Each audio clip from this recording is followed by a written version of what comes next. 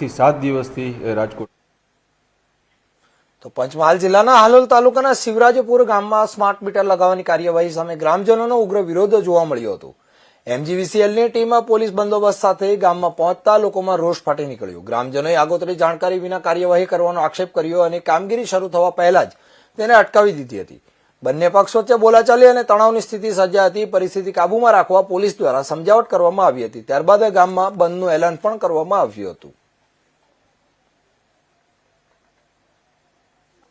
શિવરાજપુર ગામ છે હાલોલ તાલુકાનું, અને ત્યાં MGVCLની ટીમ ઓછા 15 થી 20 જણની મોટી ગેંગ લઈને જબરજસ્તીથી લોકોના ઘરોમાં ઘૂસીને 20 મીટર બદલવાની એ કાર્ય કર્યું છે.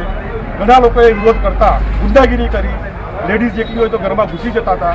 વિરોધ કર્યો હતો કે જે અમે તમને FIR પડાવીશું, સરકારી કામમાં વિઘ્ન કરો છો એ રીતે તમને જેલમાં નખાઈ દઈશું, અને એટલી બધી ધાક ધમકીઓ આપી અને એટલું બધું પ્રેશર કરતા હતા. અને આજે તો 3 દિવસથી ચાલતું તો અમને કોઈ પણ જાતના કન્વિન્સ કરવામાં નથી આવતા કે તમે કેમ બદલી રહ્યા છો. આ મીટરો કેમ બદલવાના છે? તમારા મીટરમાં ફોલ્ટ છે તો કેમ બદલો છો? શું છે? કશું જ નહીં. અને જબરજસ્તી મીટર બદલવાની જ વાત ખાલી બસ. આજે એ લોકો પોલીસ પ્રોટેક્શન લઈને આવ્યા તો અમે અમને એવું એક કેન્સર પેશન્ટના ઘરમાં ઘૂસી ગયા. એ બાઈને 3rd સ્ટેજનું કેન્સર છે, તો એણે કીધું કે મારા ઘરવાળાને તો આવવા દો. એ પણ નહીં, અમે તો મીટર બદલીશું. એટલે ગામવાળાએ વિરોધ કરીને થોડુંક એ લોકો તો રીતસર ગુંડાગીરી જ કરતા હતા.